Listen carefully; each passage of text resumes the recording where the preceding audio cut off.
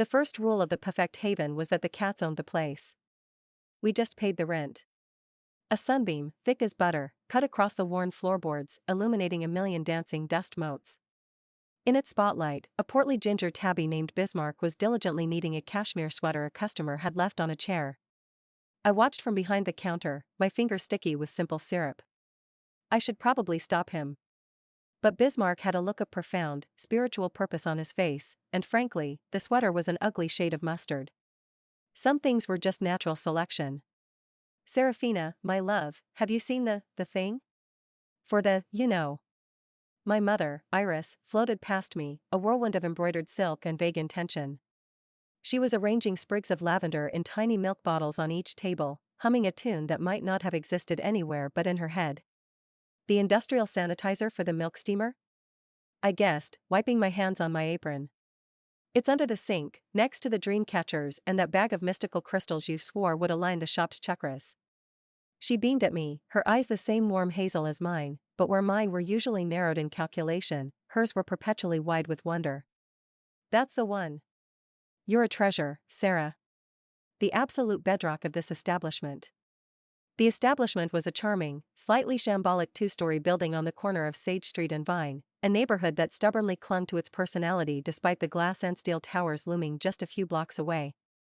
The Perfect Haven was our life. The downstairs was the cafe, all mismatched armchairs, shelves of second-hand books, and the gentle, purring aristocracy of 15 rescue cats. Upstairs was where we lived, our footsteps creating a familiar symphony of creaks above the espresso machine's gurgle. I was 16, and I'd been managing the cafe's actual operations since I was tall enough to see over the counter. Mom was the heart, the soul, the beautiful, chaotic spirit. I was the one who made sure we had enough oat milk, that the health inspector's last, nitpicky report was addressed, and that the final notice bills from Grimaldi Properties were hidden under a stack of cookbooks before Mom could see them and get that sad, distant look in her eyes. 2 feline fancies and a cappuccino, I called out, plating the order.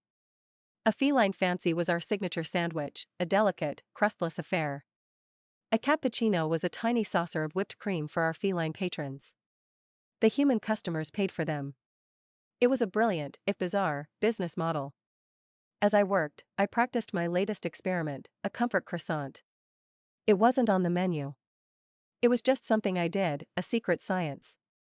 I'd learned that a dash of cardamom in the dough, a specific folding technique that created impossibly buttery layers, and the simple, foolish act of whispering a hope for the eater's day as I slid them into the oven, could sometimes do things. Not magic. Just a good feeling. At least, that's what I told myself.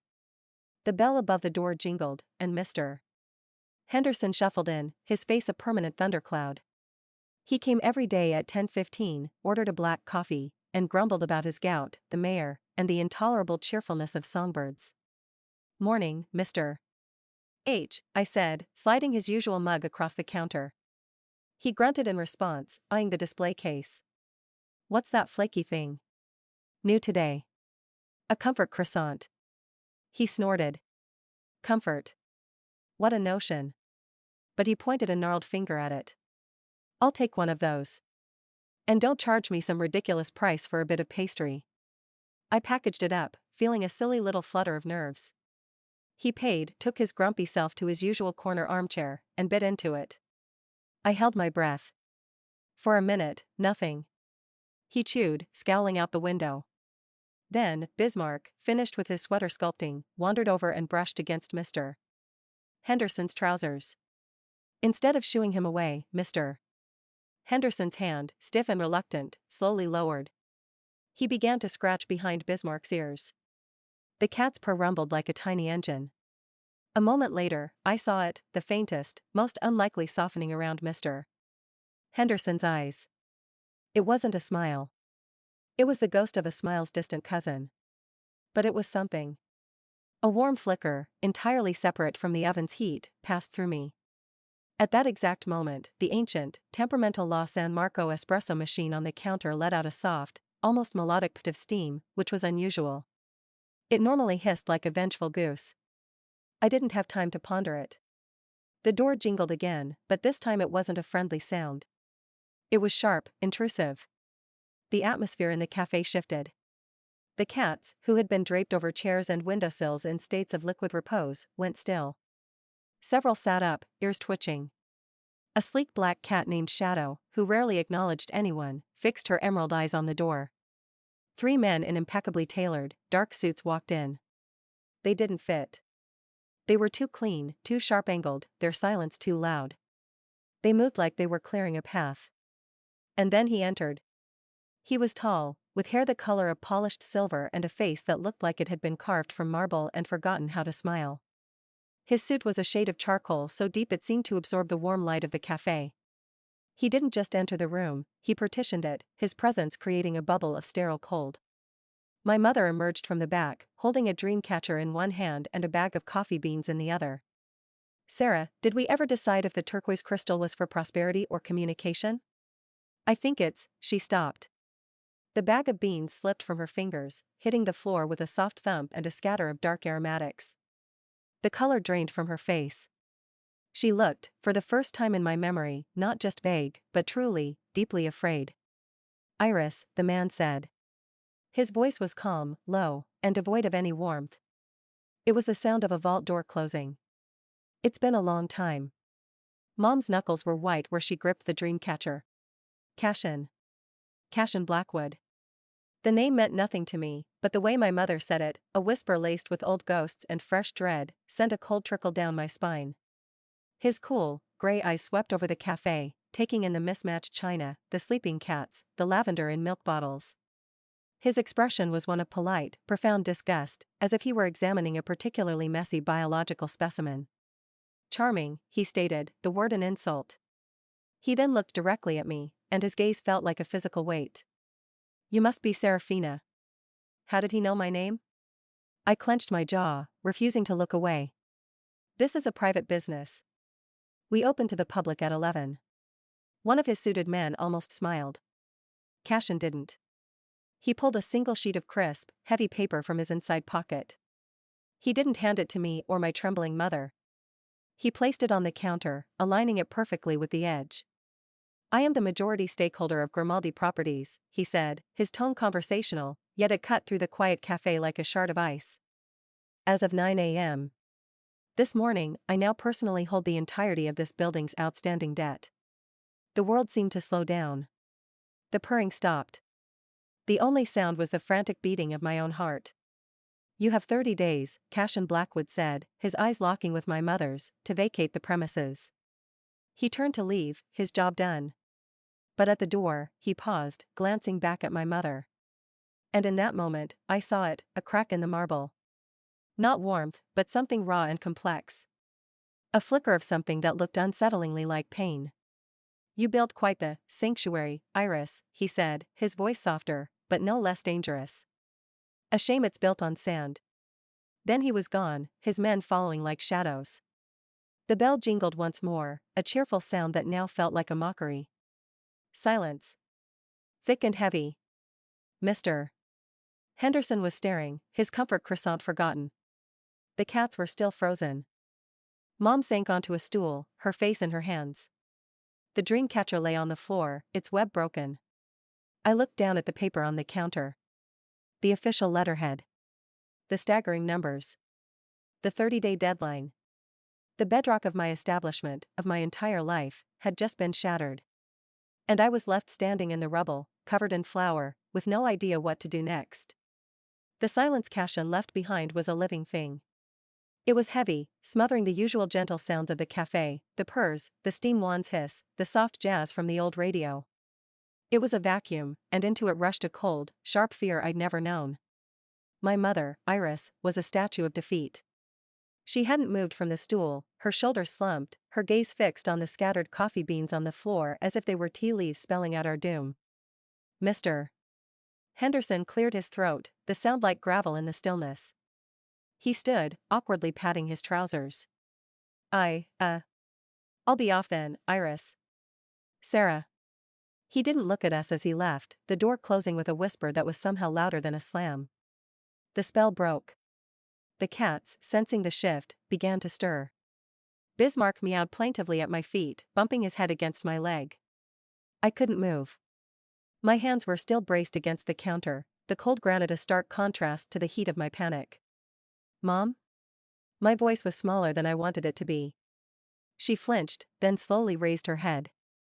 The vibrant, dreamy woman from 10 minutes ago was gone. In her place was someone haunted, her eyes shadowed with a history I knew nothing about.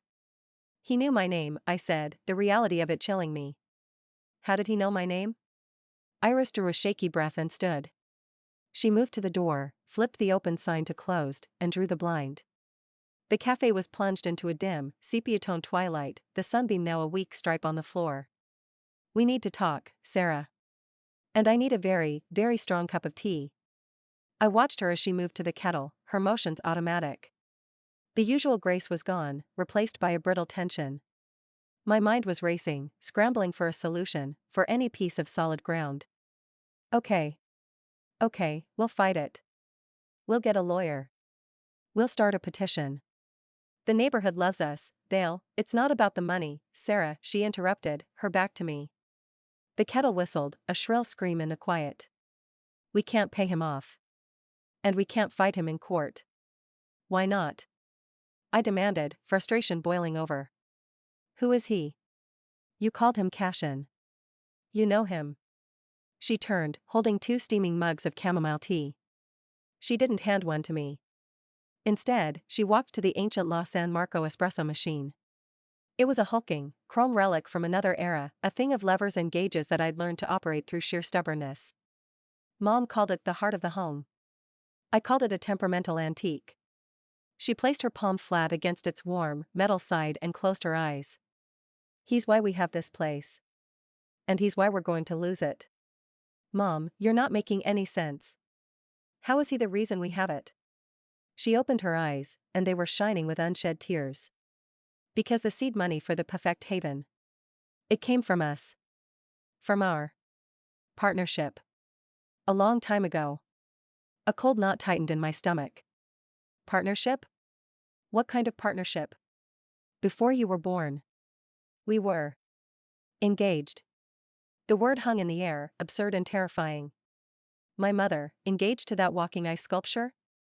The idea was so incompatible with everything she was that my brain rejected it outright.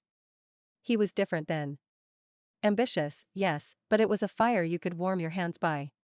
We had a startup, a tech company. It was going to change the world. She gave a bitter, hollow laugh. "I suppose it did, in a way. Ethereum Industries." The name hit me like a physical blow. Ethereum. It was a monolith, a global conglomerate so vast it was like a force of nature. Their logo was on half the new buildings in the city. And Cashin Blackwood was its CEO. I'd seen his face in business magazines, a cold, handsome mask. I just never connected it to the warm, chaotic world of my mother. "I left," she continued, her voice barely a whisper. "I saw where it was going. The relentless growth, the cold efficiency. It started to feel hungry. It was sucking the light out of him, out of everything it touched. I took my share and I ran. I bought this place. I built this." She gestured around the cafe, her voice cracking. "It was my sanctuary. My rebellion." The pieces were starting to click into a horrifying picture. This wasn't a random business acquisition. This was personal. This was vengeance. "So he's doing this to punish you," I said, the truth tasting like ash. "It's more than that, Sarah." She looked at the espresso machine, her expression one of profound sorrow. "He can feel it. He was always sensitive to energy, to patterns. It's what made him such a brilliant strategist. And now, he's become attuned to a different frequency. He feeds on control, on ambition, on order. This place." She smiled, a sad, fragile thing. "This place is the exact opposite of that." I shook my head, utterly lost. "It's a cafe, Mom. With cats. It's not just a cafe." She took a deep breath, as if steeling herself. "Sarah, what you can do with your baking. It's not just a knack." I froze. I'd never told her about the comfort croissants, about the subtle, impossible effects I sometimes thought I saw. "How did you?" "The hearth told me," she said simply. "The what?" She patted the espresso machine. "This isn't just a machine, my love. It's an interface. A conduit. I call it the hearth. It's a system, for lack of a better word. It runs on a different kind of currency. I stared at her, my mind reeling. The stress had finally broken her. The bills, the eviction, the ghost from her past, it was too much. Mom.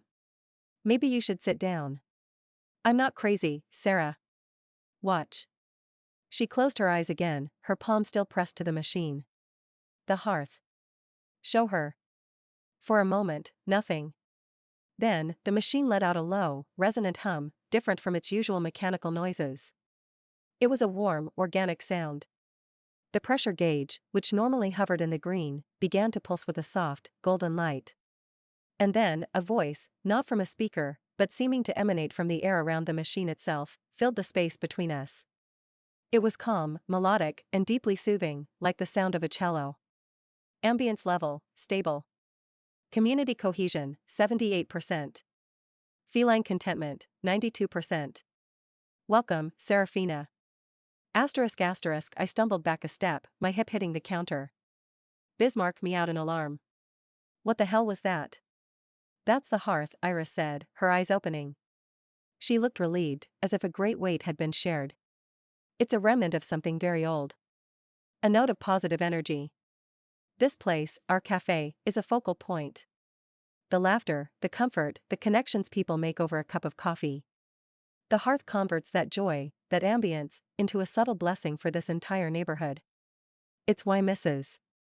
Gable's roses are always the first to bloom. Why old Mr. Peterson found his lost dog. Why this little pocket of the city has held on to its soul. My head was spinning. A magic espresso machine? Community blessings? It was insane. And yet.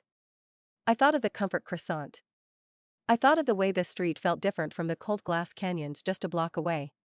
I thought of the impossible way the cats always seemed to know who needed a purring companion most. And my baking? I asked, my voice trembling. The hearth has been subtly enhancing your natural talent for years, the melodic voice of the hearth itself answered. You are a natural conduit, Serafina. Your pastries are catalysts. They do not create emotion, but they amplify what is already there, allowing joy to spread, soothing friction, mending small sorrows. You are the cafe's secret keeper, and its greatest weapon. Asterisk asterisk weapon. The word landed with a thud. Cashin doesn't just want this land, my mother said, her face grim. He can sense the hearth's power. He's void-touched, now. He feeds on the opposite of what we cultivate. Our chaos is his chaos. Our joy is a poison to his control. He doesn't want to demolish this place, Sarah. I think he wants to capture the hearth. To invert it. To turn it into an engine that runs on stress and ambition, to fuel his empire. The reality of the situation crashed down on me. This wasn't a simple fight over rent. This was a battle for the very soul of our neighborhood. For a magical entity that lived in our coffee machine. And I, a 16-year-old barista with a weird talent for mood-altering pastries, was apparently a key soldier. I looked at my mother, at the fear and determination in her eyes. I looked at the espresso machine, now humming placidly. I looked at Bismarck, who was now washing his paw with an air of supreme unconcern. The perfect haven wasn't just our business. It was a front line. Okay, I said, my voice steadier now. The initial shock was receding, replaced by a cold, hard resolve. Okay. So he's a supernatural corporate vampire who wants to eat our happy coffee machine. What do we do? My mother managed a weak smile. We fight back with what we have. We brew. We bake. We protect the ambience. The hearth's voice chimed in, gentle but firm. Primary directive, sustain the haven. New sub-objective initiated, survive Cashin Blackwood. Recommended action, increase ambience output. Serafina, your skills will be crucial. Asterisk asterisk, I took a deep breath, the scent of coffee, cat, and my own failed comfort croissant filling my lungs. The bedrock of my world hadn't just shattered, it had been revealed to be something I never could have imagined. Right, I said, squaring my shoulders. Then I guess I'd better get better at baking. The world hadn't ended. The sun rose the next morning, stubbornly cheerful, painting the kitchen in streaks of gold. But the silence in our apartment was different. It wasn't the comfortable quiet of two people who knew each other's rhythms, it was the strained, brittle silence of a bunker before a siege. Mom moved through her morning routine like a ghost. She watered her plants, but her gaze was distant, seeing not the vibrant green leaves but some internal landscape of regret. The usual, airy hum was absent. The hearth, downstairs, was quiet too. I'd expected it to be buzzing with plans, but its silence felt watchful. Waiting. I couldn't stand it. Helplessness was a cage. I needed to do something, even if it was futile. So, I did what I always did when the world felt too big, I baked. Flour dusted the counter like fresh snow. I cracked eggs, their yolks bright suns in the ceramic bowl. I creamed butter and sugar, the rhythmic scraping of the spatula a tiny rebellion against the silence. But today, my secret ingredient, that little whisper of hope, felt stuck in my throat. My hands were just going through the motions.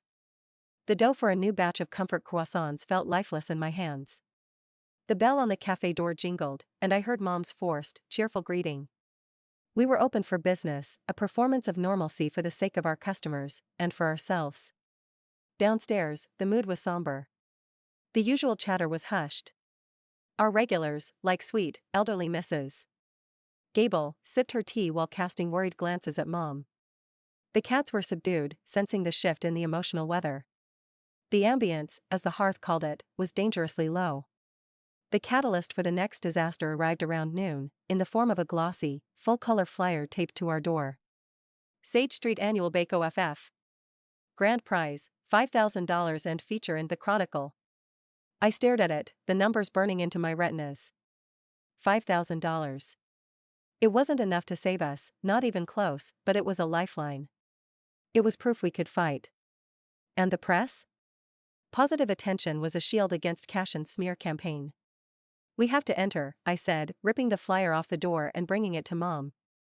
She was counting cat treats into little bowls, a task of pure distraction. She looked at the flyer, her expression weary. Oh, Sarah. I don't know if I have the heart for a festival right now. That's exactly why we have to do it, I insisted, my voice tight. It's not about the festival. It's about showing him, showing everyone, that we're still here. That we're not rolling over. Just then, the door jingled again. A boy about my age stood there, looking profoundly uncomfortable. He was tall and lanky, dressed in dark, expensive-looking jeans and a vintage band t-shirt, his hands shoved deep in his pockets. He had the air of someone who had been sent to the principal's office. Hi, he said, his gaze darting around the cafe as if assessing it for structural integrity. Is this the perfect haven? It is, I said, my tone sharper than I intended. We're open. He nodded, not moving. Right. I'm Leo. My dad, he's, Robert Sterling? From the Culinary Chronicle? My blood ran cold. Robert Sterling was the most notoriously harsh food critic in the city. His reviews could make or break a restaurant. If Cashin had sent him, Leo seemed to read the panic on my face. Oh. No, no. It's not like that. He's judging the bake-off. He sent me to absorb the local culinary landscape or something. He made a face that suggested he'd rather be absorbing paint fumes. He said this place was an institution, whatever that means. Mom, ever the gracious host, even in a crisis, floated over. Welcome, Leo. Any son of Roberts is welcome here. Can I get you a drink? A pastry? Sarah here makes the most wonderful croissants. Leo's eyes fell on the tray of my latest, emotionally stunted batch. They looked fine. But they looked ordinary. I'm good, thanks, he said, with a politeness that didn't quite mask his disinterest. An idea, reckless and half-formed, sparked in my mind. I looked at Leo, with his cynical, analytical eyes. I looked at the bake-off flyer. I looked at my mother, who was trying to pour love into a world that was trying to evict us. Actually, I said, stepping closer to Leo. Do you like winning? He raised an eyebrow. It's preferable to losing. Good. Then you're going to be my partner. He blinked. I'm, what? For the bake-off. You're going to help me win. He let out a short, disbelieving laugh. Look, I don't bake. I can barely operate a toaster without setting off the fire alarm. My skill set is mostly observational. Exactly, I said, a plan crystallizing. I'm the baker. You're the strategist. Your dad's a critic. You've probably absorbed more about food science and presentation than you think. You can be the objective eye. I can't. I can't see what's wrong right now. I gestured helplessly at my croissants. Leo looked from my desperate face to my mother's hopeful one, to the flyer in my hand. He sighed, a long-suffering sound. Fine. But if we're doing this, we're doing it properly. No more of this, whimsy. He pointed a dismissive finger at the lavender in milk bottles. We need a plan. We need data. And so, the most unlikely alliance in the history of Sage Street was formed. The next week was a whirlwind. Our training was a comedic clash of methodologies. My kitchen became a war room. The recipe calls for a pinch of love, I read from my grandmother's handwritten cookbook. Leo stared at me, deadpan. Define pinch in grams. Define love as a measurable ingredient. He forced me to weigh everything, to track oven temperatures with a digital thermometer, to time the proofing of the dough to the second. It was maddening. My baking had always been an intuitive dance. This was a military drill. You're overthinking it. I snapped one afternoon after my third batch of scones came out like hockey pucks. You're underthinking it, he retorted, pointing at my messy workstation. Chaos isn't a strategy, Sarah. It's just chaos. But slowly, grudgingly, we found a rhythm. I taught him that folding the dough a certain way, with a specific, gentle pressure, created the flakiest layers. He showed me how a precise brine for a lemon glaze could make the flavor pop without overwhelming the palate. He was brutally, annoyingly honest. This is bland, he'd say, taking a bite of a prototype. The texture is gummy. The presentation looks like a toddler did it. It stung. But it worked. My pastries became sharper, more refined. They were technically better than they had ever been. The only problem was, the magic was gone. I was so focused on precision that I forgot to whisper my hopes into the dough. They were just pastries. The day of the bake-off arrived. The town square was a riot of color and noise, with striped awnings, bustling stalls, and the smell of sugar and frying dough hanging in the air. Our stall was next to a new, sleek pop-up tent with a minimalist logo, a single, perfect cherry on a stark white background. Ethereum EATS, the banner read. Of course. Cashin's baker was a man in a spotless, high-tech chef's jacket, his station a marvel of clinical efficiency. He didn't look at us. My heart was a frantic drum against my ribs. Leo, for his part, was unnervingly calm, arranging our final entry, a raspberry ripple Charlotte Royale, a stunning spiral of sponge cake, cream, and jewel-toned raspberry coulis. It was technically flawless. It was also utterly soulless. The judging began. Robert Sterling, a man with a severe haircut and a permanent frown, moved from stall to stall with a clipboard, making terse notes. He finally reached ours. He looked at our creation, then at his son standing beside me. His expression didn't change. He took a bite. Chewed. Swallowed. Wrote something down. Competent, he said, and moved on to the Ethereum Eats stall. My hope deflated like a failed soufflé. The Ethereum baker presented a deconstructed Neapolitan, a geometric arrangement of frozen parfaits, soil, and foam. Sterling ate it, nodded, and wrote a longer note. We didn't win. We didn't even place second. The Ethereum Eats pop-up took first prize. The judge, my supposed ally's father, praised its vision and technical precision. As the winner was announced, Cashin Blackwood himself emerged from the crowd to stand beside his baker. He didn't look triumphant. He looked satisfied, as if a minor variable in a complex equation had been resolved as predicted. His eyes met mine across the square, and he gave a slight, almost imperceptible nod. It wasn't a greeting. It was a dismissal. The walk back to the cafe was a funeral procession. Leo was quiet, his hands in his pockets. I'm sorry, he muttered. I thought, the data was sound. It's not your fault, I said, the words hollow. The data was sound. It just wasn't enough. We reached the perfect haven, our sanctuary, our failing rebellion. And standing on the doorstep, holding a clipboard and wearing the impassive face of bureaucratic authority, was a city health inspector. He looked from the closed sign Mom had forgotten to flip back to open, to the two of us, dejected and covered in flour and defeat. "Serafina Vale?" he asked, his voice devoid of warmth. "I'm here for a routine inspection. We've received a complaint."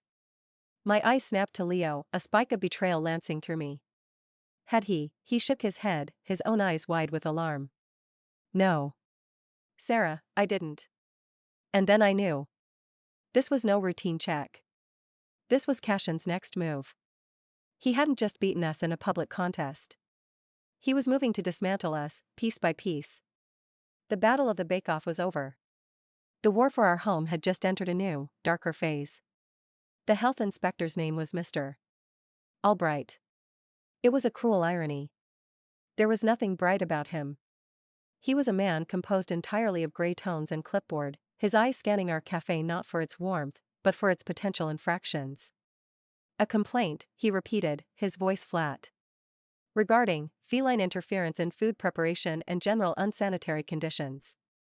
My heart plummeted straight through the floorboards. Bismarck, sensing the tension, chose that exact moment to leap onto the counter with a soft thud, directly into a patch of flour I hadn't yet wiped away. He shook a paw, sending a tiny white cloud into the air.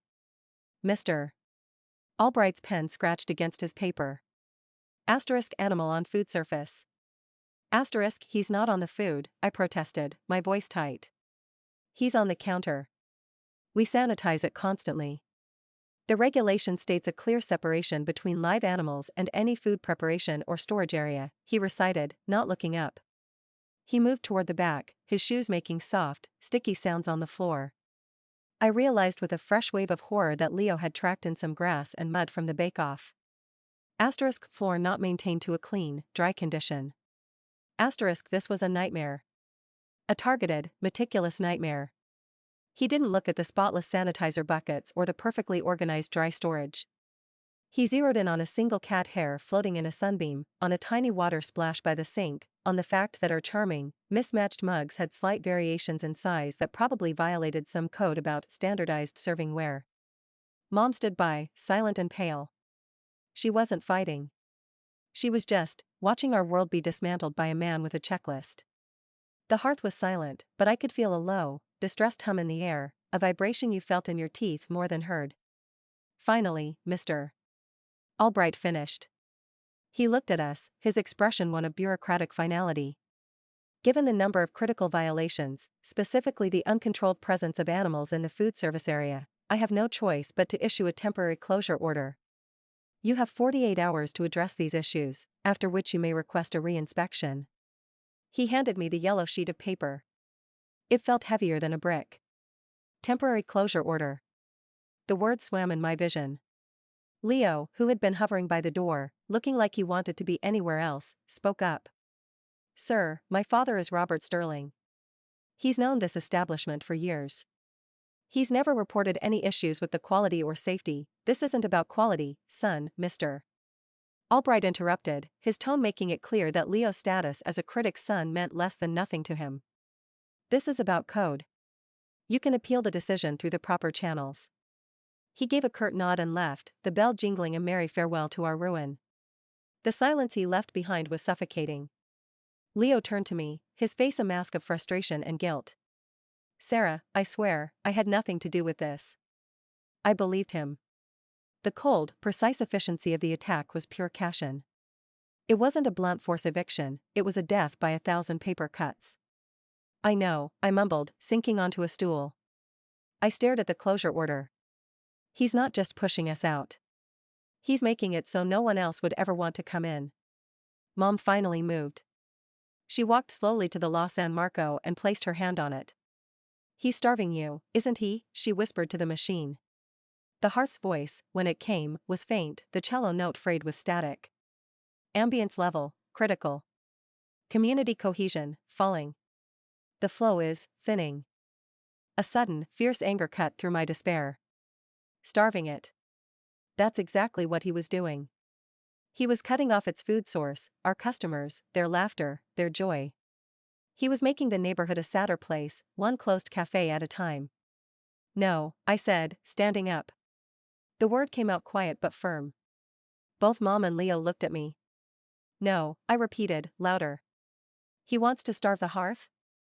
Fine. Then we'll become a mobile kitchen. We'll do a rebel roast. Mom's brow furrowed. A what? A pop-up. But not like his sterile, stupid tent. We'll take the coffee and the pastries to the people. We'll set up in the park, on the street corners, outside the community center. We won't let him cut us off. A spark, the first I'd seen in days, lit in my mother's eyes. It was a small, guttering flame, but it was there. The hearth's influence has a range, but, if we're the ones moving, acting as conduits, hypothesis, direct ambulatory distribution may sustain core functions, the hearth chimed in, its voice gaining a sliver of strength. A rebel roast initiative is, logically sound. Leo was already nodding, his analytical mind seizing on the problem. Logistics. We'll need a cart. Or at least thermoses. I can handle that. My dad has a camping percolator that makes terrible coffee, but it makes a lot of it. And we'll need a schedule. High traffic areas. For the next 48 hours, while we scrubbed every surface to a sterile shine for the re-inspection, which we knew would find some other minor, disqualifying flaw, we planned our rebellion. Leo secured a rickety but functional wooden cart from a neighbor's garage. I baked, but this time it was different. The fear was still there, a cold stone in my gut. But the anger was afire. And as I needed dough for what I decided to call defiance scones, I didn't just whisper a hope. I poured my fury into them. I folded in my determination. I sprinkled the tops with coarse sugar that glittered like shattered glass. The morning of our first rebel roast, we set up our cart in the little park across from the shuttered community center. It was a crisp, beautiful day, the kind that usually filled our cafe. Now, the park felt quiet, listless. Mrs. Gable was there, feeding the pigeons. Her shoulders were hunched. Oh, girls, she sighed when she saw us. It's just so sad. First the center's funding, now your lovely cafe, it's not over, Mrs.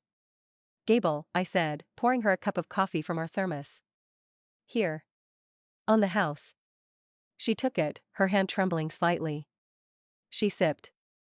And then something remarkable happened. Her eyes, which had been cloudy with worry, cleared a little. She straightened up. My, she said. That's a bracing cup of coffee. She looked at the defiant scone I offered her. She took a bite. A slow smile spread across her face. I think I'll go have a word with the mayor's office about that funding. A firm word. She marched off, her step suddenly purposeful. A young couple, bickering quietly over a map, stopped by for coffee. I gave them 2 reconciliation rugula I'd made with apricot jam and a hint of calming lavender. 10 minutes later, I saw them laughing, their heads close together as they shared one. Leo, who had been skeptically taking notes, looked up, his pen still. Okay, he admitted quietly. That was statistically significant. We didn't make any money that day. We gave everything away. But as the afternoon wore on, the park felt different. The light seemed warmer. The laughter was louder. People lingered. The sense of community, of a shared spirit, began to trickle back. We were a leak in Cashin's dam. A small, stubborn, flour-dusted leak.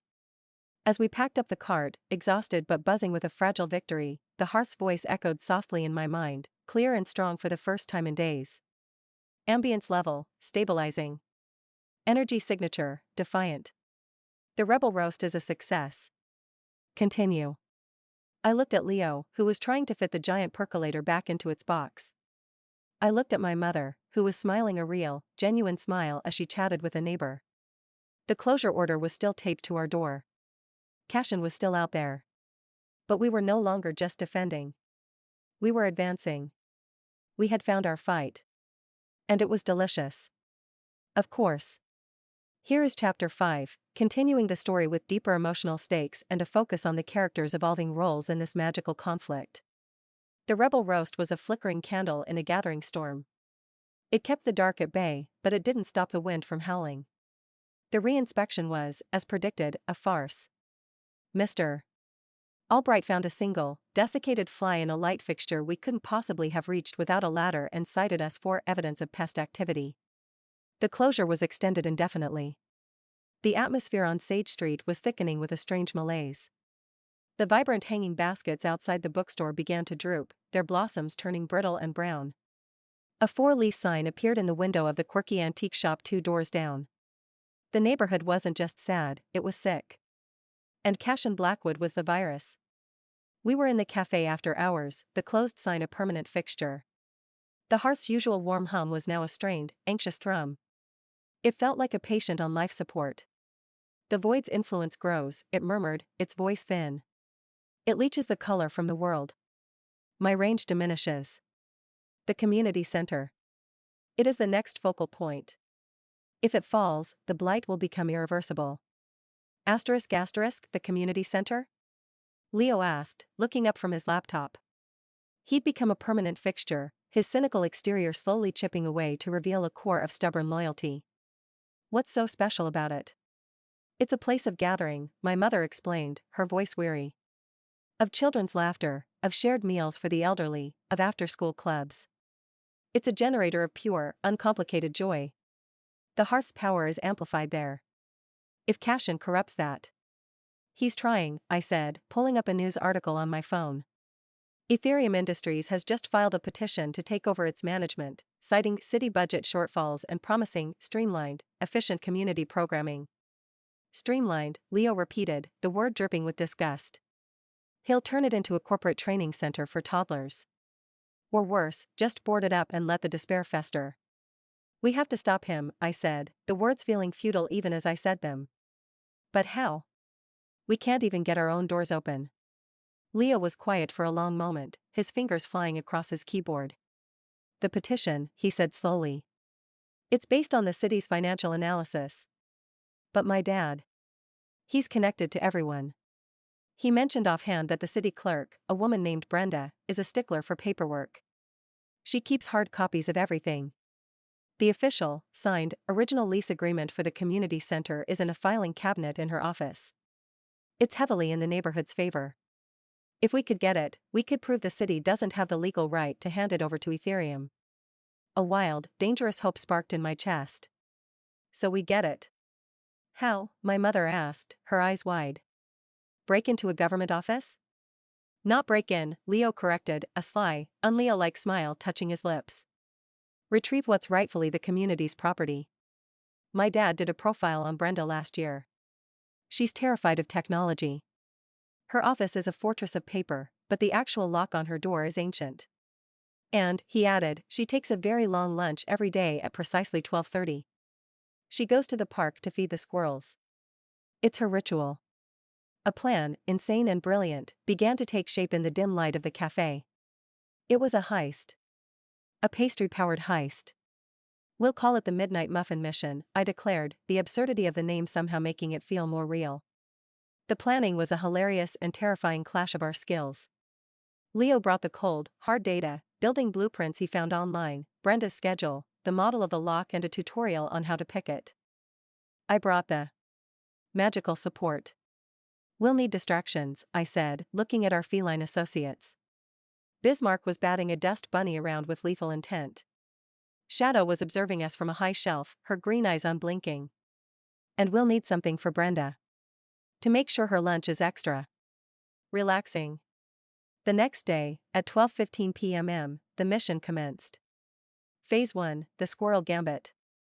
My mother, wearing a large, floppy hat and sunglasses, took up a bench in the park near Brenda's usual spot. She opened a container of what I called tranquility tea cakes, infused with chamomile and a whisper of a wish for deep, lasting calm. As Brenda arrived with her bag of nuts, Mom accidentally dropped the container. The tea cakes, beautiful and fragrant, scattered at Brenda's feet. Oh, dear me. How clumsy. Mom trilled, her voice a masterpiece of airy distress. Brenda, a stern-looking woman with a tight bun, was initially annoyed. But the scent of the tea cakes was irresistible. Mom insisted she take one as an apology. Brenda, reluctantly, did. 10 minutes later, she was peacefully asleep on the park bench, a half-eaten tea cake in her hand, a squadron of confused squirrels gathering at her feet. Phase 2, the feline diversion. This was Leo's and my part. We slipped into the mostly empty municipal building. As we approached Brenda's office, I opened the cat carrier we'd brought. Shadow and Bismarck spilled out. On a non-magical level, they were two cats in a boring government hallway. But through the hearth's connection, I'd poured a simple directive into their favorite treats, cause a beautiful, chaotic scene. Bismarck immediately began yowling as if he'd been mortally wounded. Shadow, with elegant precision, started batting important-looking memes off a nearby bulletin board, sending papers floating through the air like confetti. The lone security guard at the end of the hall sighed heavily and started toward them. Not again. Mrs. Pumpernickel's cats are out. Phase 3, the retrieval. While the guard was corralling our furry agents of chaos, Leo got to work on the lock. His hands, usually so steady when taking notes, were shaking. I stood watch, my heart hammering against my ribs, clutching a bag of Focus Fudgies I'd made for us. Almost. Got it. Leo muttered, his brow furrowed in concentration. The click of the lock turning was the most beautiful sound I'd ever heard. We slipped inside. The office was a canyon of stacked paper. The air smelled of dust and old ink. It took us 3 frantic minutes to find the right filing cabinet, and another 2 to locate the folder labeled Sage Street Community Center Original Lease.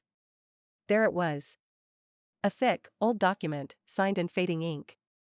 The terms were incredibly favorable to the neighborhood association, with a clause that made it nearly impossible for the city to transfer management without their direct approval. Jackpot, Leo breathed, a triumphant grin spreading across his face. We slipped out, relocked the door, and scooped up our cats, who now looked utterly innocent. The entire operation had taken less than 15 minutes. We regrouped back at the cafe, giddy with adrenaline and success. We'd done it. We had the proof. The victory was short-lived. The next morning, Leo showed up at the back door, his face grim. He held out his phone. On the screen was his father's latest column in the Culinary Chronicle. The headline was a punch to the gut: local cafe's criminal activity taints community spirit. The article didn't mention the community center. It detailed a shocking late-night breach at City Hall, witnessed by a concerned citizen. It heavily implied the perpetrators were connected to the Perfect Haven, citing our increasingly desperate behavior since the health violations. Robert Sterling, the man Leo was trying to impress, had written the piece that might finally destroy us. Leo couldn't even look at me. He thinks he's protecting me, he said, his voice thick with a mixture of rage and shame. He thinks you're a bad influence. He must have heard rumors and connected the dots. The high from our successful mission evaporated, replaced by a cold, heavy dread. We had the document, but Cashin had the narrative. And in the court of public opinion, the narrative was everything. I looked at Leo, at the genuine anguish on his face. The betrayal wasn't his. It was ours. We had been outmaneuvered. But as I stood there, holding the ancient lease that represented our neighborhood's soul, I realized something. The document in my hand was no longer just paper. It was a weapon.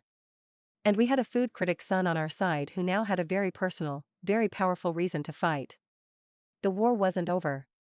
It had just gotten a lot more personal. The silence in the wake of Robert Sterling's article was the loudest sound I had ever heard. It wasn't the peaceful quiet of a sleeping street, it was the pressurized hush before an explosion. The Perfect Haven felt like a tomb. Even the cats were hiding. Leo stood by the door, his father's words burning a hole in the digital space between us. The shame rolling off him was a tangible force. I'll go, he said, his voice hollow. I've made things worse. I'll go. No. The word came out sharper than I intended. I was hurt, and scared, and so angry. But not at him. I looked at his slumped shoulders, at the way he couldn't meet my eyes. He had thrown his lot in with the bakers and the crazy cat ladies, and his own father had used it as a weapon against us. This is what he wants. Cashin. He wants to divide us. He wants you to run. My mother, who had been sitting perfectly still, finally stirred. She walked over to Leo, not with her usual floaty grace, but with a firm, grounded purpose. She placed a hand on his arm. Leo, look at me. He reluctantly raised his gaze. Your father isn't the enemy, she said, her voice soft but unwavering. He's a man who believes he's protecting his son from a sinking ship. The enemy is the one who convinced him the ship was sinking in the first place. So what do we do? I asked, the helplessness threatening to swallow me whole. We have the lease, but if we release it now, your dad just says we stole it and no one will believe us. Leo's jaw tightened. A flicker of his old, analytical fire returned to his eyes. Then we don't release it to the public. We take it to the source. I have to talk to him. Man to man. Or, son to father. It was a risk.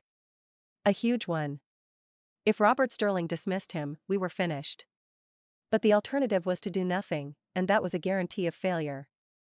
You can't go empty-handed, my mother said, a strange, knowing look in her eye. She turned to me. Sarah. This isn't a job for a defiant scone. This calls for something older. Truer. She led us into the kitchen and pointed to the large ceramic crock in the cool, dark corner of the pantry. My sourdough starter. I'd been feeding it, nurturing it for years. It was alive, bubbling, and resilient. It was the bedrock of my baking. He's a critic, Mom said.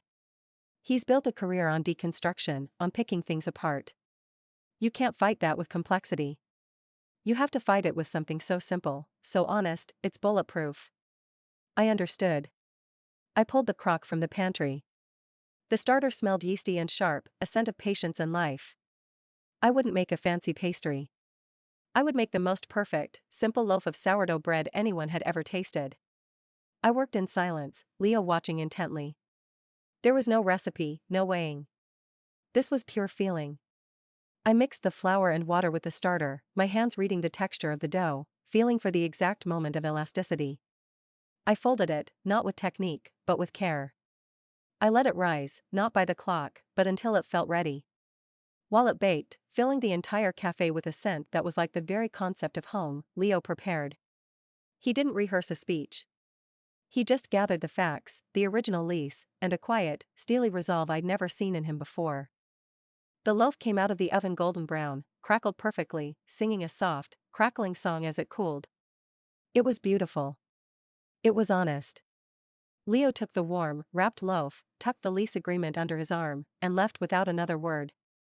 The door clicked shut behind him. The wait was agony. An hour passed. Then two.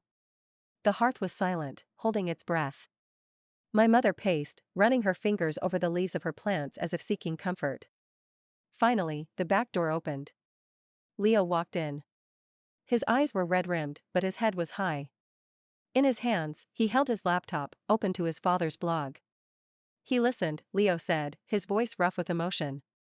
I gave him the bread. I told him to eat it first. Then I gave him the lease. I told him everything. About Cashin. About the health inspector. About the hearth. My heart stopped. You told him about. I told him it was a metaphor, Leo said with a weak smile. A story Mom tells about positive energy. He's a critic, not a mystic. He gets metaphor. He turned the laptop around. He just published this. The headline was simple and devastating, the truth about Sage Street, how Ethereum Industries is poisoning a community. It wasn't a food review. It was an exposé. Robert Sterling, with his impeccable reputation and surgically precise prose, laid out the entire sordid timeline. The predatory acquisition of debt, the suspicious health inspection complaints, the strong-arm tactics against the community center, backed by the very lease agreement we'd retrieved. He didn't mention us by name, referring only to a local, beloved small business. He ended the piece with a line that made my breath catch. I have spent my life critiquing artifice. I have rarely encountered something as authentic, and as threatened, as the spirit of Sage Street. We are not just losing a cafe or a community center. We are losing our soul to a machine that understands the price of everything and the value of nothing. And I, for one, will not stand for it. I looked at Leo, stunned. He believed you. He believed the bread, Leo corrected, a real smile finally breaking through. He said it was the most truthful thing he'd eaten in a decade. Then he believed the facts. He said Cashin's version of events tasted like ash in comparison. It was a victory. A real, tangible, public victory. The article was already going viral locally. For the first time in weeks, I felt a weight lift from my chest. But the feeling was short-lived. As we celebrated, a new, terrifying sensation crept into the cafe. It was a vibration, but it was all wrong. It wasn't the hearth's warm hum. It was a low, dissonant thrum, a frequency of pure anxiety that made my teeth ache. It was coming from outside. We rushed to the window. Down the street, the Ethereum Industries headquarters, a sleek obsidian tower, seemed to be pulsing with a dark, purple light. It was subtle, almost imperceptible, but it was there. The hearth's voice, when it came, was strained, laced with a fear I'd never heard from it before. The inversion has begun. He is not just blocking me. He is building his own engine. An anti-hearth. He is weaponizing the despair, the ambition, the fear he cultivates. He calls it the Spire. Cashin wasn't just trying to starve us out anymore. He was building a weapon to actively destroy us. The battle for the neighborhood had just escalated into a war of atmospheres. We had won the narrative, but our enemy had just unveiled his ultimate weapon. The fight for our home was now a fight for the very air we breathed. The victory from Robert Sterling's article was a firework, brilliant, loud, and then gone, leaving behind a deeper darkness. The piece had caused a stir, for sure. There were angry social media posts, a few supportive letters to the editor, and a temporary halt to the community center takeover. But Cashin Blackwood didn't operate in the realm of public opinion. He operated from the shadows he cast himself. The dissonant thrum from the spire, the obsidian tower he'd built his corporate empire upon, became a constant, oppressive presence. It was a sound you felt in your bones, a low-grade anxiety that seeped under doorframes and through closed windows. The leaves on the trees along Sage Street, which had merely been drooping, now began to curl inward, their edges tinged with an unnatural black. The air itself felt thin, starved of something essential. Inside the perfect haven, the hearth was fighting a losing battle. Its warm hum was now a ragged, gasping sound. The golden light in its pressure gauge flickered weakly. He is siphoning the ambience, it whispered, its voice frayed and thin. The spire, it creates a vacuum. It pulls the joy, the connection, the peace, and twists it. Feeds on the resulting void. My mother, Iris, looked older. The vibrant silk she always wore seemed to hang on her like a shroud. She spent most of her time with her hand on the hearth, as if trying to lend it her own strength. He's making the neighborhood so miserable that no one can even remember what it felt like to be happy here. He's not just blocking us, he's rewriting the emotional landscape. Our rebel roasts became triage missions. We'd set up our cart, but the people who came were listless, their eyes dull. My defiant scones and reconciliation rugula still worked, but their effects were shorter-lived, like building a sandcastle against an incoming tide. The moment they walked away from our little bubble of resistance, the gray malaise of the spire would swallow them again. Leo was scouring data, his face lit by the cold blue glow of his laptop. It's not just perception. I've been tracking local data. Pet adoptions are down. Reports of neighbor disputes are up. Sales at every small business on this street have plummeted by over 40% in the last week alone. He's not just hurting us, Sarah. He's killing the whole street. The final blow came not with a shouted threat, but with a quiet, formal email. It arrived on the tablet we used for recipes. To the proprietors of the Perfect Haven, your temporary closure order, coupled with the demonstrable and ongoing economic blight affecting the Sage Street commercial zone, has triggered a nuisance and dereliction clause in your building's covenant. The property is now deemed a financial and social liability. You have 72 hours to vacate the premises. Ethereum Industries, as the primary creditor and acting in the interest of urban renewal, will commence demolition and site preparation immediately thereafter. Resistance will be met with immediate legal action. Cashin Blackwood, CEO, Ethereum Industries Demolition. The word echoed in the silent cafe. He wasn't just evicting us. He was going to erase us. He would reduce the hearth to rubble, scatter the cats, and grind our home into dust. I felt the last of my hope extinguish. It was over. We had fought with pastries and pop-ups, with stolen leases and newspaper articles, and it hadn't been enough. The spire was too powerful. My mother read the email, her face a mask of calm acceptance. She didn't cry. She didn't rage. She simply walked to the hearth and placed both hands on it. "I'm so sorry," she whispered to the machine. "I failed you." No, the hearth responded, its voice a faint, determined ember. You created a sanctuary. For a time, it was glorious. The failure is not yours. The story is not over. It is, Mom said, her shoulder slumping. There's nothing left. But as I watched her, as I felt the oppressive weight of the spire pressing down on us, a new, strange feeling began to bubble up through my despair. It wasn't hope. It was colder. Sharper. It was the realization of what Cashin truly was. He wasn't a businessman. He wasn't a scorned lover. He was a story. A story of control, of cold ambition, of a world stripped of its messy, beautiful chaos. And he was trying to write his story over ours. And I was a baker. I dealt in stories, too. The story of comfort in a croissant, of connection in a shared pot of tea, of defiance in a scone. No, I said, my voice cutting through the gloom. Both Mom and Leo looked at me. He doesn't get to write the ending. Sarah, what can we do? Leo asked, his voice hollow. He's won. He's won the battle of lawyers and buildings, I said, a plan, a desperate, insane, final plan, forming in my mind. But he hasn't won the battle of stories. He's going to demolish this place in 72 hours? Fine. Then for these last 72 hours, we're going to make this the brightest, loudest, most joyful spot in the entire city. We're going to throw a party. Mom stared at me. A party? A last stand on Sage Street. An open house. We throw open the doors. We give away every single thing we have. Coffee, pastries, music, everything. We invite the whole neighborhood. We invite the press. We invite him. Leo's eyes widened as he saw the strategy. We create an ambience event so powerful, so concentrated, that even the spire can't absorb it all at once. A surge, the hearth whispered, its light flickering with a sudden, fierce intensity. A final, concentrated surge of pure connection. It could be enough to destabilize the inversion process.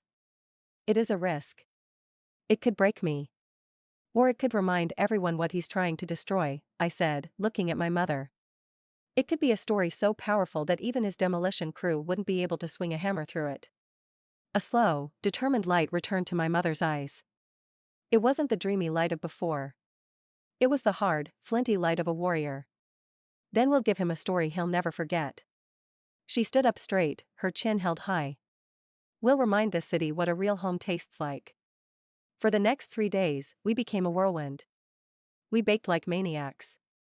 I didn't sleep. I made comfort croissants, defiance scones, unity tarts, and a new creation I called Final Stand fruitcake, packed with every hopeful, resilient ingredient I could find. Leo and his father, in a stunning about-face, used their contacts to spread the word. Robert Sterling himself promised to be there, not as a critic, but as a guest. We were no longer fighting to save our cafe. We were fighting for the idea of it. We were preparing for a blast of pure, undiluted joy, a final, glorious firework against the dying of the light. The last stand on Sage Street was our final recipe. And we were going to make it count. Of course. Here is Chapter 8, focusing on the emotional and metaphysical climax of the last stand. The morning of the last stand dawned not with a gentle light, but with a sky the color of bruised steel. The air was still and heavy, the usual city sounds muffled as if the entire block was holding its breath. The oppressive thrum from the spire felt stronger today, a physical pressure against my eardrums. But inside the perfect haven, we were a bastion of defiant light and warmth. For the past 72 hours, we had lived in a whirlwind of flour, sugar, and desperate hope. The kitchen looked like a bakery had exploded. Every surface was covered with cooling racks laden with pastries. There were towers of defiance scones, their coarse sugar sparkling like armor. There were trays of unity tarts, their latticed tops woven with meticulous care. There were bowls of frosting, vats of coffee, and the rich, yeasty scent of my sourdough, the starter of truth, which I'd baked into a dozen rustic, beautiful loaves. Leo and his father, Robert, had transformed the front of the cafe. They'd moved out all the small tables and pushed the armchairs against the walls, creating a wide, open space. They'd strung up fairy lights that glowed with a soft, golden warmth, a direct challenge to the gray gloom outside. Robert Sterling, the once severe critic, was now hauling chairs with a grim, determined energy I'd never have expected. My mother, Iris, was the calm at the center of the storm. She moved through the chaos with a new, serene purpose. She wasn't floating, she was planted. She arranged vases of flowers, the last, defiant blooms from Mrs. Gable's garden, on every available surface. She spoke softly to the cats, who seemed to understand the gravity of the moment, their usual playful chaos replaced by a watchful, regal stillness. And in the center of it all stood the hearth. The old espresso machine was polished to a soft sheen, its levers and gauges ready. A low, determined hum emanated from it, a steady, resonant note that fought back against the spire's dissonance. It was gathering its strength for one final, glorious performance. "I am ready, Serafina," its voice echoed in my mind, clear and strong. "Let us write this final chapter together." At noon, we unlocked the doors and threw them open. They came. Not in a trickle, but in a wave. Mrs. Gable, holding a pie. The young couple from the park, hand in hand. Mr. Henderson, looking less grumpy than usual, even giving Bismarck a tentative pat. The butcher, the bookseller, the florist from down the street, all the shop owners whose businesses were also withering under the spire's shadow. They poured in, their faces a mixture of sadness, anger, and a fragile, burgeoning hope. The noise was a beautiful, chaotic symphony. Laughter, real and unforced, rang out. Conversations overlapped, not with arguments, but with shared memories and plans for protest. The cats wove through the forest of legs, purring, bestowing their calming magic. Leo and I worked the counter, pouring coffee and handing out pastries. We weren't selling anything. We were giving it all away. And with every cup poured, every pastry eaten, I could feel it happening. The ambience wasn't just returning, it was condensing. It was a tangible force, a golden warmth that thickened the air, making it rich and electric. The fairy lights seemed to burn brighter. The hearth's hum grew louder, a confident, resonant cello note that filled the entire space. People's shoulders relaxed. Their laughter grew louder, more genuine. The very walls of the cafe seemed to sigh with relief. We were creating a pocket universe of pure joy, a fortress against the despair. It was in the middle of this beautiful, fragile triumph that he arrived. Cashin Blackwood didn't storm in. He simply appeared in the doorway, a sliver of cold, gray reality in our warm, golden world. The chatter didn't die instantly, it faded, like a record slowing down. All eyes turned to him. He stood there, impeccably dressed in his charcoal suit, his face an unreadable mask. But his eyes were doing what they had done the first day he entered. They were scanning, assessing. But this time, they weren't just cataloging flaws. They were struggling to process the scene before him. The sheer, illogical, chaotic happiness. It was a variable his cold equations couldn't solve. My mother saw him. She stopped what she was doing, a tray of empty cups in her hands. She didn't look afraid. She looked resolved. She placed the tray down and walked toward him, through the parted crowd. The entire cafe watched, holding its breath. "Iris," he said, his voice cutting through the warm air like shards of glass. "Cashin," she replied, her voice calm and steady. "You're just in time. We're serving the final course." He didn't move. "This changes nothing. The demolition crews are scheduled for 8 a.m. tomorrow." "I know," she said. She took another step closer, until she was standing right in front of him. She wasn't the vague, dreamy woman he'd known. She was a queen defending her realm. "But you see, you made one fundamental mistake." A muscle twitched in his jaw. "And what is that?" "You thought this was about a building." She gestured around the crowded, vibrant, laughing room. "This was never about the bricks and mortar. It's about this. The connection. The joy. You can bulldoze this place to the ground, but you can't bulldoze this feeling out of our hearts. It's in them now." She pointed to the crowd, to Leo, to me. "You can't evict a story, Cashin. And ours is a lot more compelling than yours." I saw it then. A crack. A tiny, almost imperceptible fissure in his marble composure. His eyes flickered from her face to the people in the cafe, to where I stood behind the counter, my hands covered in flour. For a single, fleeting moment, he looked lost. It was then that the hearth spoke, not in a whisper, but in a clear, resonant voice that everyone in the room could hear, a wave of pure, emotional meaning that bypassed the ears and went straight to the heart. remember. The word wasn't a command. It was an invitation. It was a key. And it unlocked something in Cashin Blackwood. His eyes widened. He didn't look at the machine. He stared at my mother, and his mask shattered.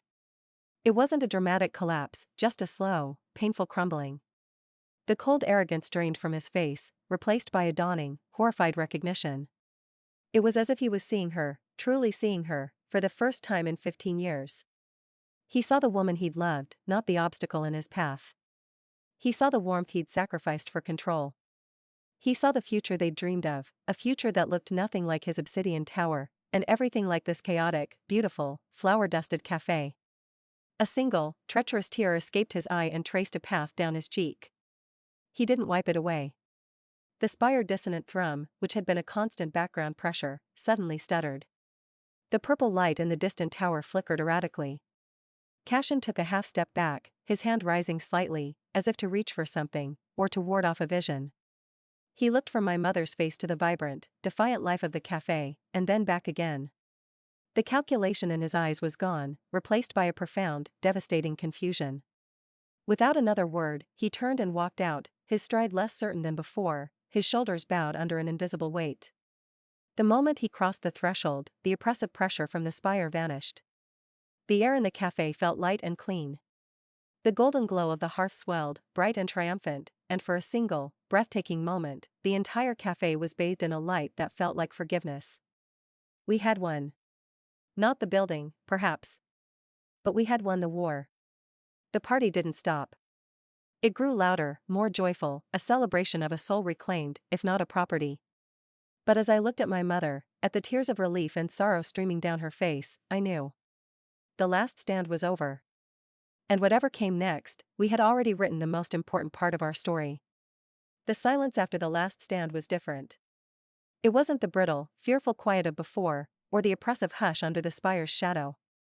This was a soft, exhausted, reverent silence, like the world holding its breath after a miracle. The last of the guests had trickled out hours ago, hugging us, crying, promising to fight on. The fairy lights were unplugged. The floor was a testament to the celebration, a landscape of crumbs, stray cat hairs, and discarded napkins. We should have been cleaning. Instead, Mom, Leo, and I just sat at one of the few remaining tables, cradling mugs of tea, too drained to move. The hearth was quiet, but its silence wasn't strained or weak. It was the deep, steady quiet of a resting heart. The golden light in its gauge glowed with a soft, constant pulse. The oppressive thrum from the spire was gone. In its place was the ordinary, distant sound of the city, a sound that now felt like music. "He just left," Leo murmured, breaking the silence. He was staring at the spot in the doorway where Cashin had stood. I thought for sure he'd call off the demolition. Make some grand gesture. "He won't," my mother said, her voice calm and certain. She looked tired, but the weight she'd carried for weeks was gone from her eyes. "That's not who he is anymore." The gesture was him leaving. The grand gesture would have been for the man he was, not the man he's trying to remember how to be. The demolition will proceed. It has to. I understood. The building was the symbol of his old ambition, his old hurt. Letting it go was his first step toward something new. It didn't make the loss any less real, but it reframed it. We weren't being punished. We were being released. As the first hints of dawn painted the sky, we finally moved. We didn't pack with frantic energy, but with a slow, deliberate care. We weren't fleeing.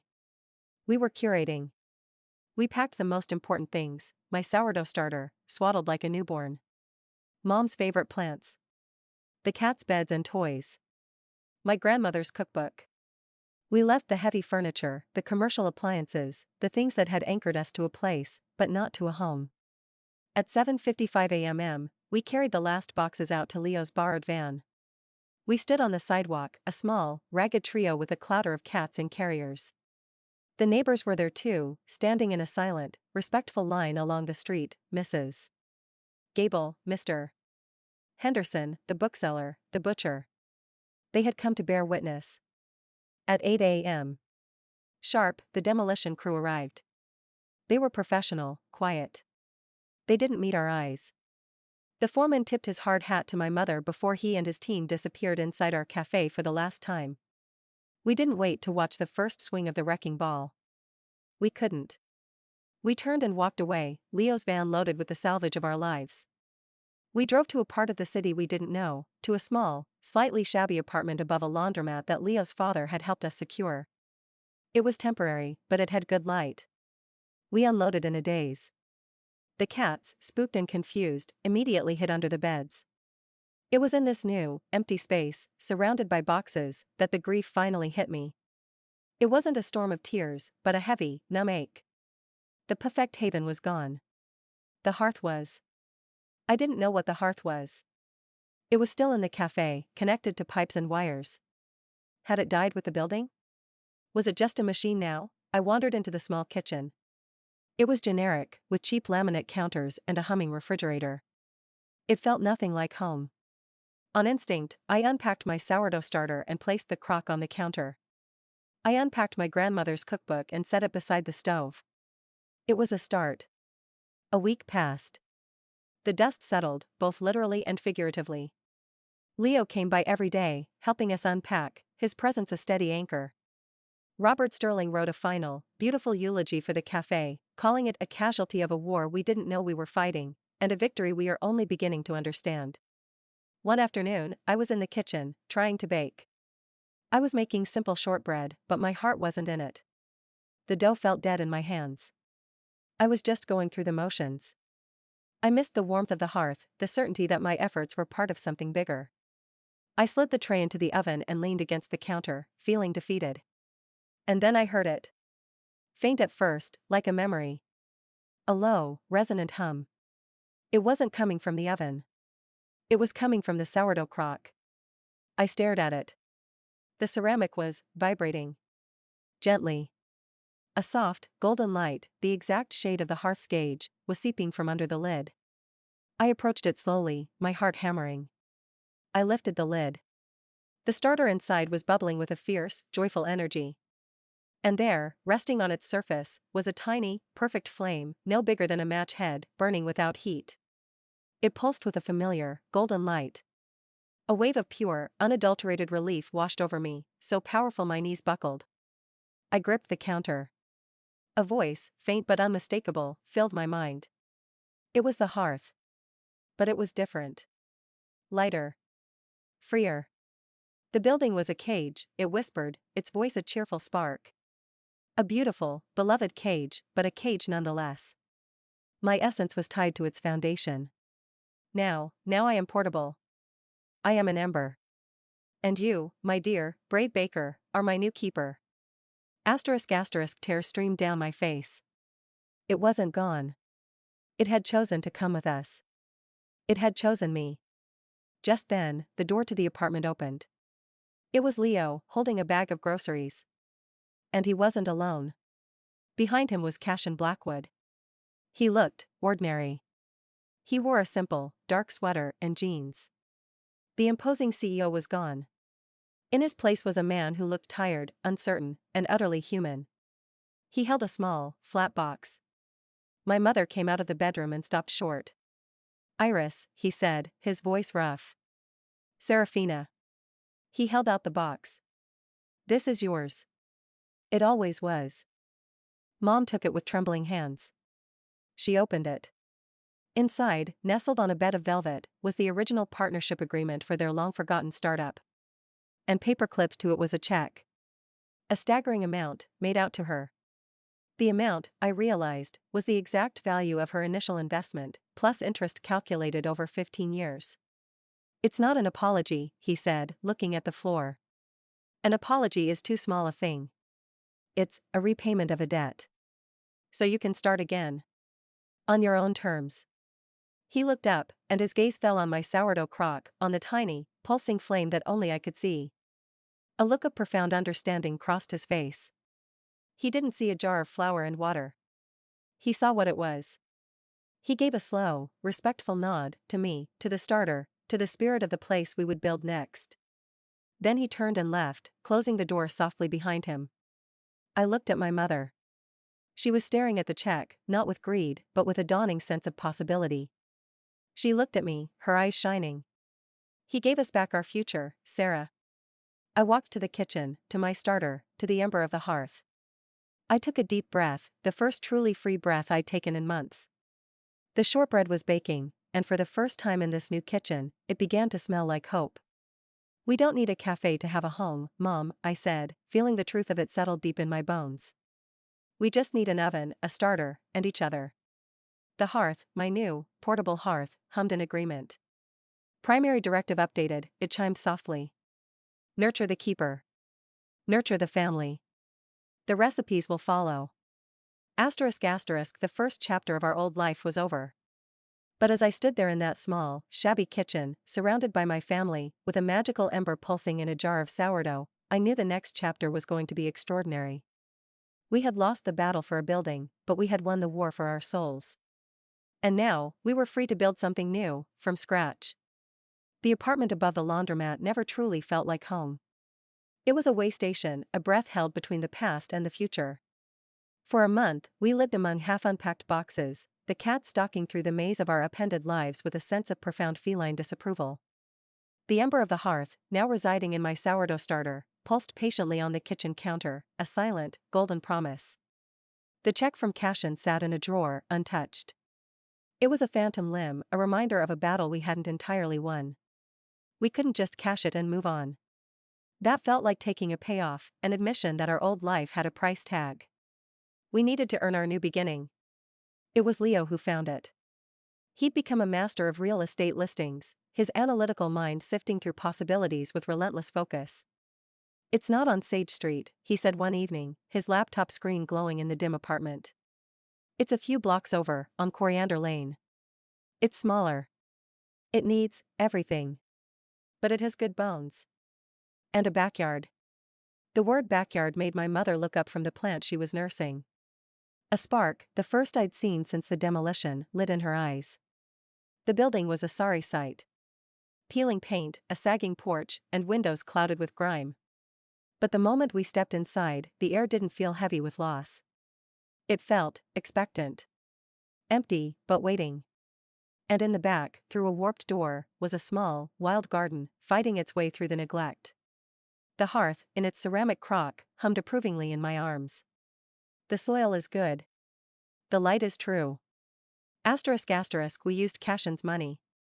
Not as a gift, but as a loan to ourselves. We paid it back into a new business account, a seed we would nurture ourselves. This time, it was ours. Truly ours. The next few months were a different kind of whirlwind. There were no health inspectors or corporate threats, just the honest exhaustion of manual labor. We scraped, we painted, we sanded. Leo and his father, Robert, became permanent fixtures, their former cynicism replaced by the simple satisfaction of building something with their hands. Robert, it turned out, was a surprisingly skilled carpenter. We didn't recreate the perfect haven. That would have been a memorial. We built something new. We called it the Hearthstone. It was part bakery, part plant shop, part community kitchen. The front was all warm wood and open shelves for my loaves and pastries. The middle was a jungle of my mother's rescued plants, their leaves reaching for the light. And in the back, where the garden was, we put a few tables under a canopy of twinkling lights. On opening day, the sun was bright and the air was sweet. We didn't make a grand announcement. We simply turned the sign on the door to open and started the ovens. They found us. Mrs. Gable, with a cutting from her now thriving rose bush. The young couple, expecting their first child. Mr. Henderson, who grumbled that the walk was longer but stayed for 2 cups of coffee. The neighborhood slowly knitted itself back together around this new, different heart. I stood behind the counter, a new counter, in a new kitchen. I was making my sourdough, the starter of truth now permanently fused with the hearth's essence. As I folded the dough, I didn't whisper wishes or pour in defiance. I just baked. With contentment. With purpose. The magic wasn't something I had to force anymore, it was the natural result of the life we were living. The pastries were just, really, really good. And maybe, just maybe, they carried a little extra warmth, a sense of belonging that made people want to linger. Leo was at his usual table, textbook spread out next to his laptop. He was officially studying business, with a minor in food science. Someone has to keep the books for this chaotic enterprise, he'd said, but the way he looked at me when he said it made my heart do a funny little flip. My mother was in her element, talking to a fiddle leaf fig as if it were an old friend. She was happier here, I realized. Not just resilient, but truly, deeply happy. The ghost of Cashin no longer haunted her, he was just a man who had finally paid his debt. As evening settled, casting long shadows across the garden, a familiar figure paused outside the window. Cashin Blackwood. He didn't come in. He just stood there for a long moment, watching the warm light spill onto the street, watching the people inside laughing, watching my mother smile. He wasn't the Silvermane Titan anymore. He was just a man in a simple coat, his hands shoved in his pockets. He looked, for the first time, at peace. He caught my eye through the glass. There was no guilt there, no regret. Just a quiet acknowledgement, a nod of respect. Then he turned and walked away, melting into the twilight. I felt no anger. Only a quiet sense of closure. His story was his to write now. Ours was here. Later, as we were closing up, wiping down the tables and settling the cats for the night, the hearth's voice filled my mind, warm and rich as the bread cooling on the racks. Ambience level, optimal. Community cohesion, 95%. Feline contentment, 98%. Keeper's heart, full. Asterisk asterisk I laughed. My heart's not a metric. It is my most important one, it replied. I looked around the hearthstone. At the flour dusting the floor, at the plants reaching for the ceiling, at Leo helping my mother stack chairs. This wasn't a sanctuary built out of fear or rebellion. It was a home, built slowly, piece by piece, with our own hands. The hearth was right. It wasn't about the points, or the magic, or even the pastries. It was about this. The simple, profound alchemy of turning flour, water, and time into something that could feed a soul. It was about building a hearth, and having people to gather around it.